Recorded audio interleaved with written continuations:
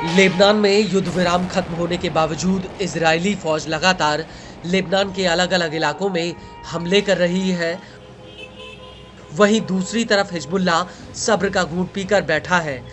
IDF Lebanon में बार बार ये कहते हुए हमले कर रही है कि वो हिजबुल्लाह के हथियारों की आवाजाही को निशाना बना रही है और अब तो इजराइल ने ये भी इशारा कर दिया कि वो युद्ध विराम की 60 दिन की डेडलाइन खत्म होने के बाद भी लेबनान के भीतर मौजूद रहेगा।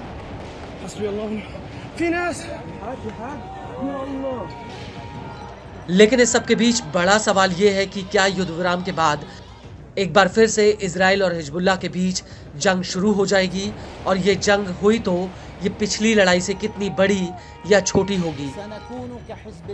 तो आपको बता दें कि इस सब के बीच हिजबुल्लाह के मुखिया शेख नईम कासिम ने इजराइल के आगे ताल ठोक दी है।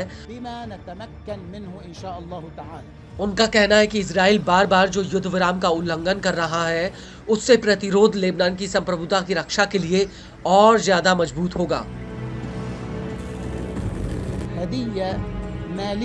शेख नईम ने साफ कर दिया कि इजराइल हमारे सब्र का इम्तिहान ना ले।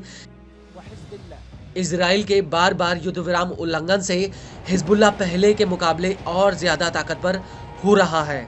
कासिम ने अपने बयान में कहा कि प्रतिरोध जारी है, पहले से भी अधिक मजबूत और अधिक शक्तिशाली बनने के लिए विश्वास और संकल्प से लैस है। हमने बार बार साबित किया है कि दुश्मन हमारे खिलाफ आगे नहीं बढ़ सकता।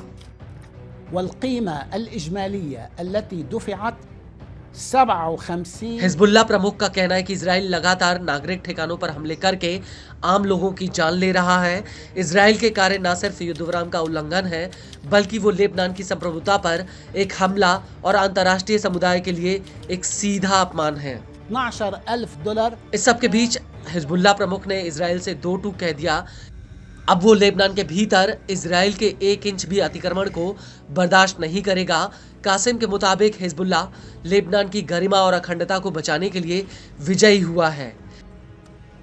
लेकिन बड़ी बात यह है कि इजराइल और हिजबुल्लाह के बीच जिन शर्तों पर युद्ध विराम समझौता हुआ है, उसमें सबसे पहली शर्त यह है कि इजराइल ब्लू लाइन से पीछे हटेगा और यहां पर लेबनान की सेना बॉर्डर पर शांति सुनिश्चित करने के लिए तैनात होगी।